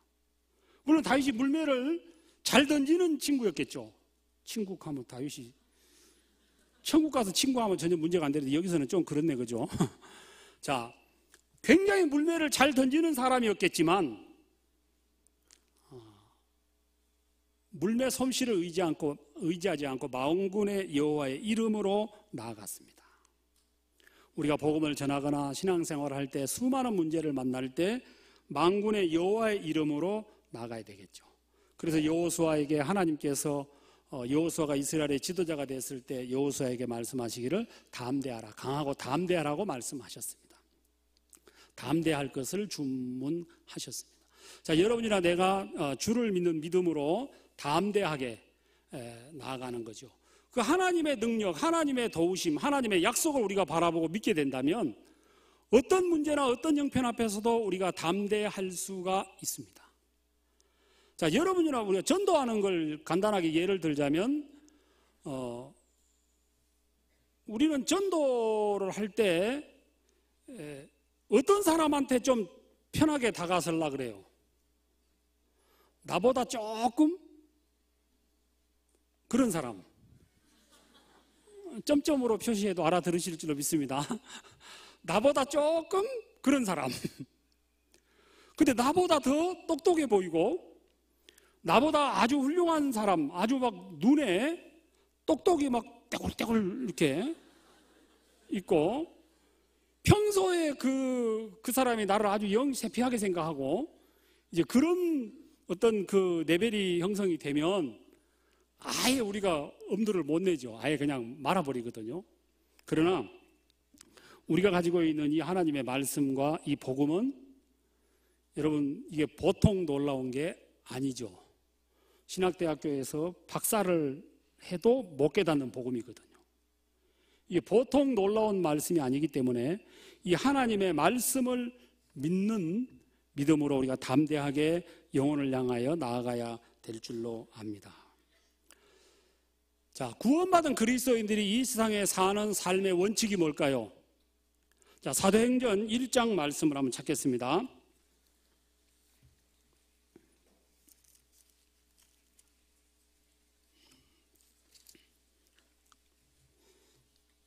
(1장 6절) 저희가 모였을 때 예수께 묻자와 가로되 주께서 이스라엘 나라를 회복하심 이때니까 하니 가라사대 때와 기한은 아버지께서 자기의 권한에 두셨으니 너희의 알 바 아니요 오직 성령이 너희에게 임하시면 너희가 권능을 받고 예루살렘과 온 유대와 사마리아와 땅끝까지 이르러 내 증인이 되리라 하시니, 이 말씀을 마치시고 저희 보는 데서 올리워 가시니 구름이 저를 가리워 보이지 않게 하더라. 올라가실 때에 제자들이 자세히 하늘을 쳐다보고 있는데 흰옷 입은 두 사람이 저희 곁에 서서 가로되 갈릴리 사람들아. 자, 11절 같이 읽습니다. 가로되 갈릴리 사람들아 어찌하여 서서 하늘을 쳐다보느냐. 너희 가운데서 하늘로 올리우신 이 예수는 하늘로 가심을 본 그대로 오시리라 하였느니라. 자, 여러분, 구원받은 그리스도인들이 이제 바라봐야 할 대상이 뭘까요? 재림하실 그리스도를 바라보고 기다리는 것이죠.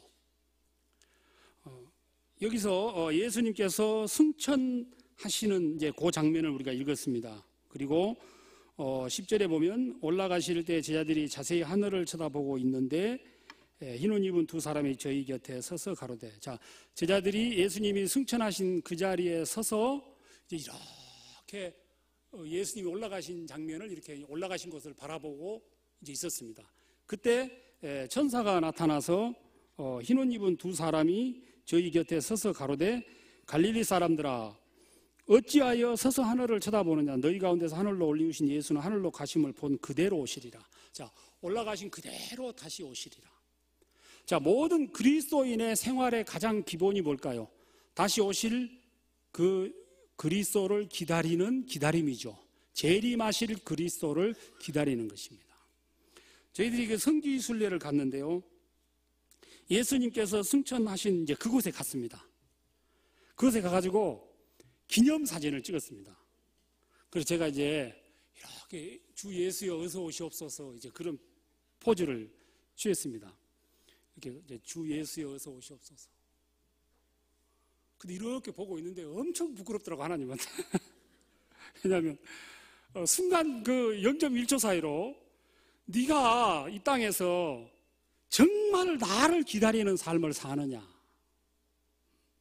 재림을 기다리는 그 성도로서 합당한 삶을 사느냐, 그 부분에 대한 마음이 이렇게 순간적으로 들면서 참 엄청 부끄럽더라고. 근데 사진을 빨리 안 찍는 거예요.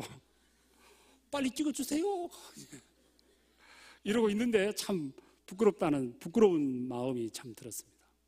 자, 여러분, 예수 그리스도께서는 반드시 다시 오신다고 약속하셨습니다. 맞습니까?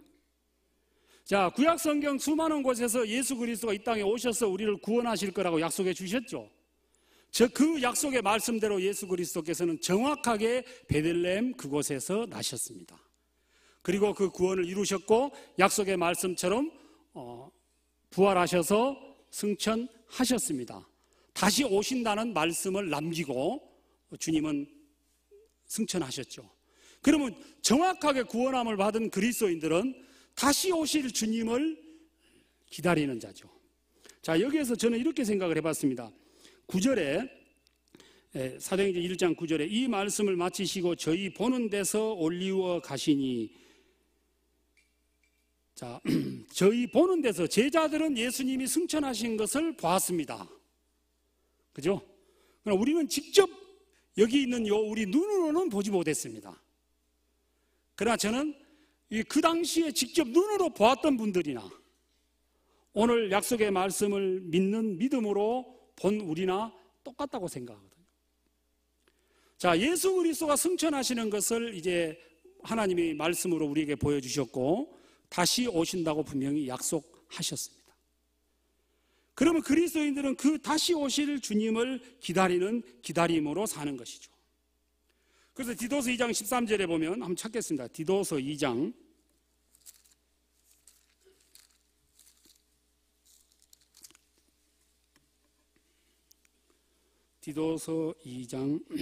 11절입니다. 제가 읽습니다. 모든 사람에게 구원을 주시는 하나님의 은혜가 나타나 우리를 양육하시되 경건치 않은 것과 이 세상 정욕을 다 버리고 근신함과 의로움과 경건함으로 이 세상에 살고 복스러운 소망과 우리의 크신 하나님 구주 예수 그리스도의 영광이 나타나심을 기다리게 하셨으니. 자, 이 11절 말씀에서는 모든 사람에게 구원을 주시는 하나님의 은혜가 나타나셨다고 말씀하셨습니다. 그리고 12절에서는 우리를 양육하시되 경건치 않은 것과 이 세상 정욕을 다 버리고 근신함과 의로움과 경건함으로 이 세상에 살고, 즉 그리스도인들이 구원받은 사람이 이 땅에서 어떻게 살아야 되는지에 대해서 말씀하셨습니다. 그리고 13절에서 복스러운 소망과 우리의 크신 하나님 구주 예수 그리스도의 영광이 나타나심을 기다리게 하셨으니, 즉 여기서 복스러운 소망 한번 따라해 보십시오. 복스러운 소망, 영광이 나타나심, 이건 바로 예수 그리스도의 재림을 말하거든요. 그래서 이 11절에서 13절까지 말씀을 보면 은혜로 구원을 받아서 구원받은 그리스도인들이 경건함과 의로움과 근신함으로 이 세상 정욕을 버리고 정결한 삶을 살면서 예수 그리스도의 재림을 기다리는, 그게 그리스도인의 삶이라는 것을 이 11절에서 구원부터 시작을 해서 이렇게 압축해서 쭉 설명을 해 놓으셨습니다. 그래서 모든 그리스도인들은 예수 그리스도의 재림을 기다리는 삶이어야 되죠. 예수 그리스도의 재림을 기다리는 삶. 여러분, 예수 그리스도의 재림을 기다리게 됐을 때 내게 어떤 현상이 일어날까요? 자, 여러분, 남편이 해외에 돈 벌러 갔어요. 그러면 이제 아내가 이제 한국에서 이제 살아요. 그러니까 이 부인이 남편 없으니까 좋아요, 안 좋아요? 밥 안 해주니까 좋은 거야. 돈은 한국에 있을 때보다 배로 들어오고 밥도 안 해주고 그러니까 좋아. 자, 그러면서 아이고야 남편 없이 사니까 너무 좋다. 밥 안 해줘 좋고 돈 많이 벌어와 좋고. 그래서 남편을 기다리는 마음이 전혀 없어. 그러면 어떤 현상이 생길까요? 습한 곳에 곰팡이 끼듯이 남편을 기다리지 않는 그 마음 속에 이제 세상에 많은 죄들이 들어와서 이제 차지하게 되겠죠. 여러분, 모든 그리스도인들은 예수 그리스도의 재림을 기다리는 것이거든요. 자, 예수 그리스도의 재림을 기다릴 때 우리가 어떻게 살게 됩니까? 요한 1서 3장을 한번 찾겠습니다.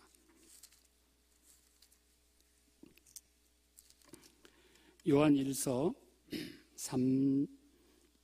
3장 2절.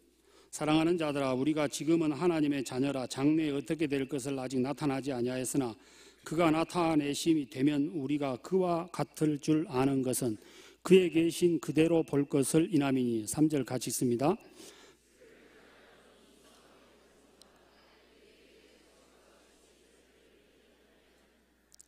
자, 주를 향하여 이 소망을 가진 자마다 그의 깨끗하심과 같이 자기를 깨끗하게 하느니라. 예수 그리스도의 재림을 기다리면, 예수 그리스도 신랑 되신 예수 그리스도 앞에 서려고 한다면 마치 신부 입장을 기다리고 있는 신부처럼 나를 예수 그리스도에게, 여기서 뭐라고 말씀하셨습니까? 3절에 그의 깨끗하심과 같이 자기를 깨끗하게 하느니라. 예수 그리스도가 이 세상에서 구별된 삶을 사셨습니다. 세상 종교에도 섞이지 아니하고 세상 죄에도 섞이지 않으셨습니다.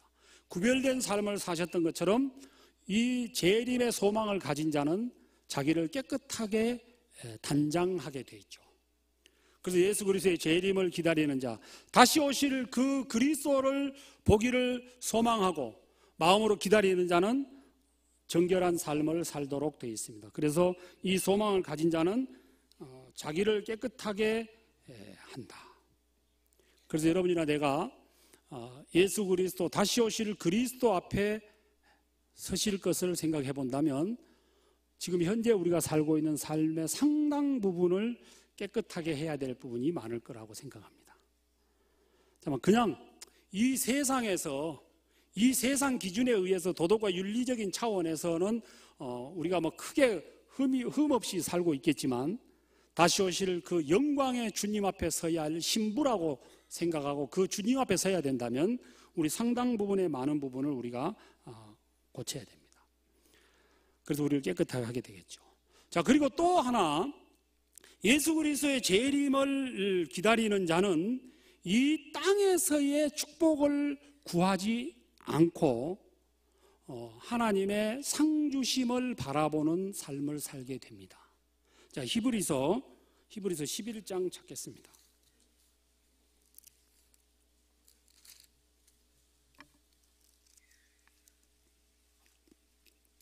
히브리서 11장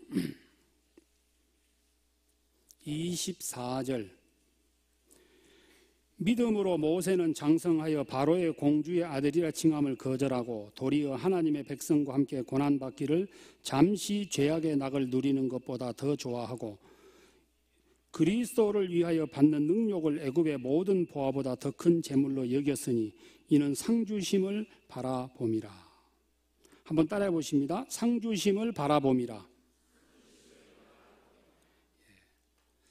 여러분, 주님의 재림을 정확하게 기억하고 인식하고 있고 기다리는 삶을 사는 사람들은 이 땅에서의 축복을 구하지 아니하고, 그렇다고 해서 이 땅에서 뭐 이런저런 걸 구하는 것이 잘못됐다는 건 아닙니다. 그러나 우리의 마지막 보는, 우리가 바라봐야 될 것은 하나님의 상주심을 바라봐야 된다는 것이죠. 모든 그리스도인들은 하나님의 상주심에서 보상을 받는, 그게 그리스도인의 삶이죠. 그런데 우리들 상당 부분에 우리들은 내가 주님 앞에서 이만큼 살았다, 그러면 이만큼 산 만큼 어떤 축복을 우리는 기대하는 거예요. 그죠? 내가 교회에 와서 교회나 아니면 교회에서 하는 여러 일들에 가서 봉사하고 왔어요. 그럼 집에 가면 우렁각시가 와서 살림을 다 해놓던지, 그렇게 안 하는 건 좋아. 그것까지는 뭐 바라지도 않는데, 그냥 막 애들이 난장판을 지났어. 그것까지는 이해할 수 있어. 그런데 둘이 싸워가지고 이마가 터져가지고 그러고 있으면 어떤 생각이 들어요? 내가 주님을 위해서 살다 왔는데 왜 이런 일이? 우리 속에 어떤 그 잘못된 종교관념이 머릿속에 있더라니까요.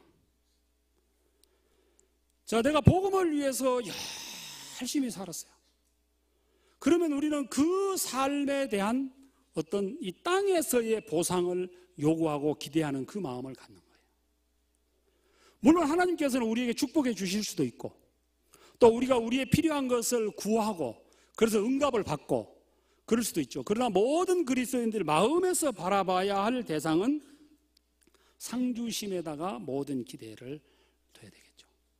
그래서 우리가 이 땅에서 주님을 위해서 열심히 충성을 다했다고 할지, 충성을 다했는데 그 충성의 결과가 아주 그냥 그 삶이 기가 막히게 어렵게 되고 더 어렵게 돼버렸어요. 그럼 이제 주변 사람들이 그러겠죠. 아이고, 너 하나님 믿는다 카드만은 꼴 좋다, 꼴 좋아, 이제 그러죠. 근데 주변 사람이 나한테 그렇게 말하는 건 괜찮은데 그거야 뭐 어쩔 수 없죠. 근데 문제는 내가 나한테 그 생각을 갖는 거예요. 내가 나한테. 그래 스스로 갈등과 그 혼란을 겪기도 합니다. 그러나 모든 그리스도인들은, 우리가 주님 앞에 충성한 모든 충성의 모든 보상은 상주심이어야 되겠죠. 그래서 상주심을 바라보고 거기에 모든 기대를 두는 그런 관점에서 이렇게 보면, 주님 오시는 그날 제가 좀 부끄러운 모습으로 서지 않을까라는 두려운 생각이 참 많이 있습니다. 얼마 전에 설교 시간에 목사들을 처음 가서 배달 갔다 가는데, 배달이라도 할 수 있으면 다행인데 가서 엄청 꾸중 듣지 않을까 그런 생각이 많이 듭니다. 왜냐하면 이 땅에서 이제 뭐 대접을 받고 하여간 여러 가지 이제 그런 것들이 있으니까. 그래서 여러분이나 내가 재림을 사모하게 되면 상급에다가 소망을 두고 기다리게 됩니다. 그리고 주님의 재림을 기다리는 그리스도인들에게 나타나지는 또 하나 두드러진 현상은 그들에게서 전도가 나타나게 돼 있죠. 전도를 안 할 수가 없게 됩니다. 자, 요한복음 4장 한번 찾아가 보겠습니다.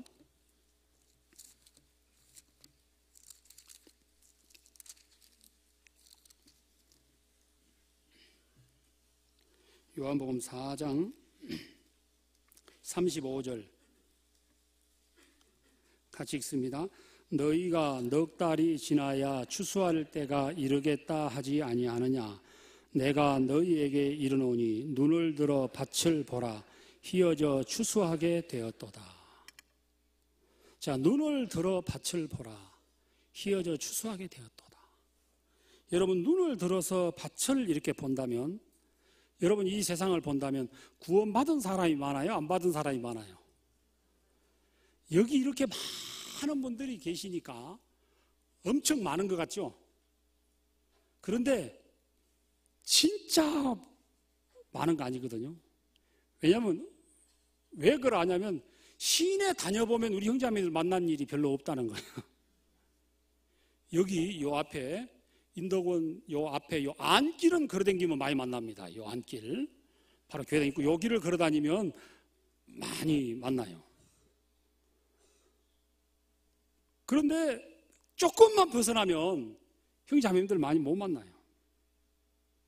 그죠? 여기 한번 마켓에 한번 제가 따라갔는데, 제가 운전해주러 잘 따라다니거든요. 가끔 따라가는데 형제 자매님들 만난 일이 거의 없어요. 근데 지난 추석 전에 한번 어떤 포일교구의 어떤 자매님이 목사님 하면서 인사하는데 깜짝 놀랐어요. 양복 안 입고 캐주얼 차림으로 머리에 투자 안 하고 지나가도 알아보대. 깜짝 놀랐어요. 근데 그런 일이 거의 없어요. 거의 없어. 이렇게 여기서만 보면 이렇게 많은 것 같은데 진짜 별로 안 많아요. 여러분, 정말 이 추수할 영혼들이 많습니다.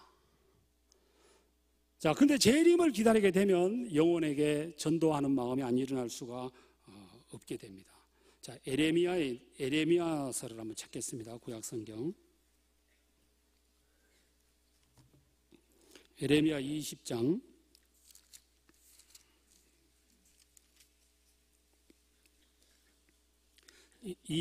7절, 에레미야 20장 7절 제가 읽겠습니다.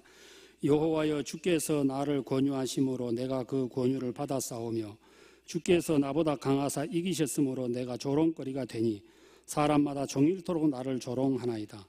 대저 내가 말할 때마다 외치며 강포와 멸망을 부르짖으오니 여호와의 말씀으로 하여 내가 종일토록 치욕과 모욕거리가 됨이니이다. 9절 같이 읽습니다.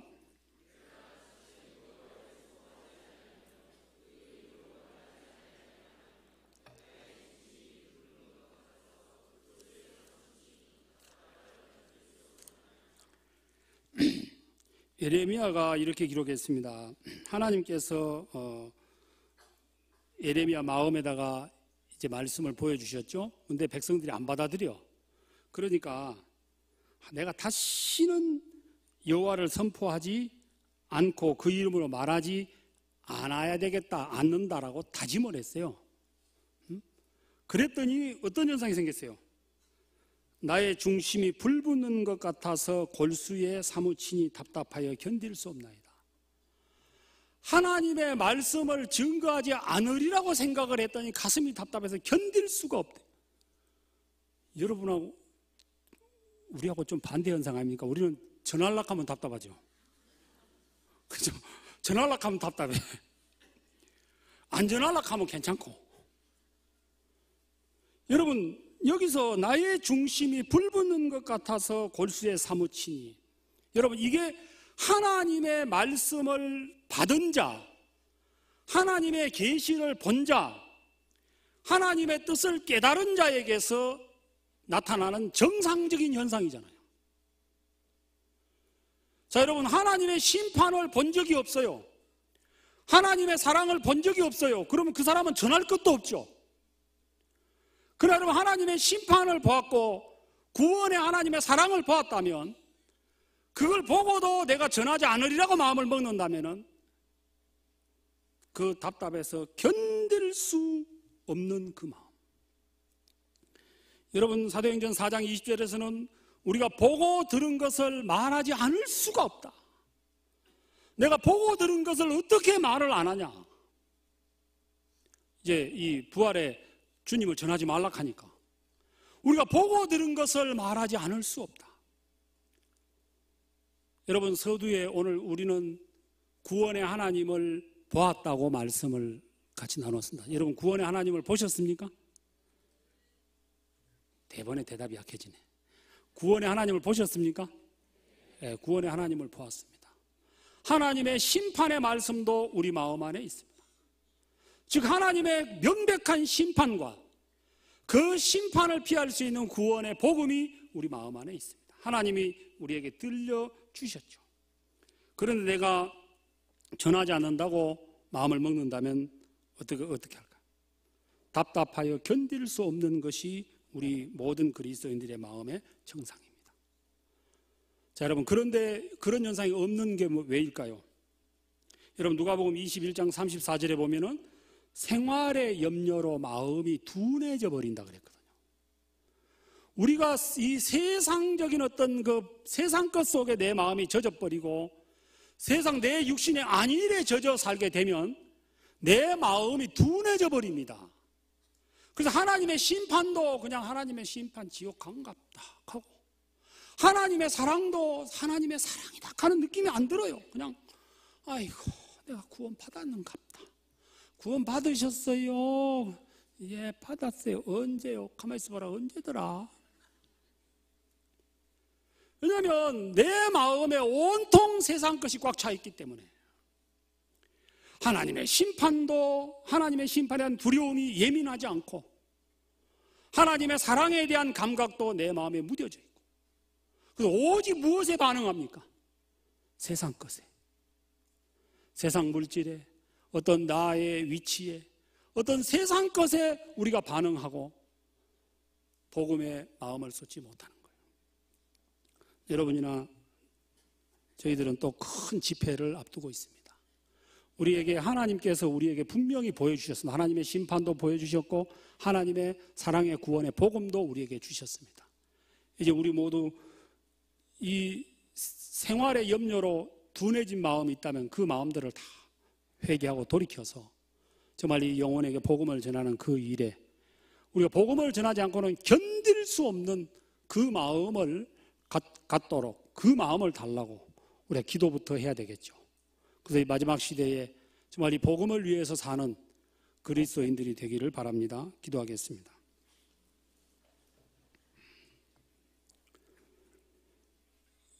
걸어가신 하나님 아버지, 하나님의 백성도 아닌 저들에게 하나님의 백성을 삼아주셔서 구원의 세계를 보여주신 하나님께 감사와 영광을 돌립니다. 오늘 또 우리의 많은 연약함을 인하여서 우리를 버리지 아니하시고 영원한 사랑의 팔로 우리를 안아주신 주님께 감사를 드립니다. 이제 다시 오실 주님을 기다리면서 그리스도에 합당한 삶을 사는 우리 모두가 되도록 도와주시기를 바랍니다. 우리 주님, 이번 11월 달에 있을 대집회를 축복해 주셔서 우리를 기다리고 있는 많은 영혼들 앞에 우리의 태만함이 그 영혼을 구원하는 일에 그 구원 못 받게 하는 요인이 되지 않도록 우리 모두를 이끌어 주시고 우리로 하여금 충성된 마음을 허락해 주시기를 바랍니다. 주님께 부탁드리오며 예수님의 이름으로 기도드렸습니다. 아멘.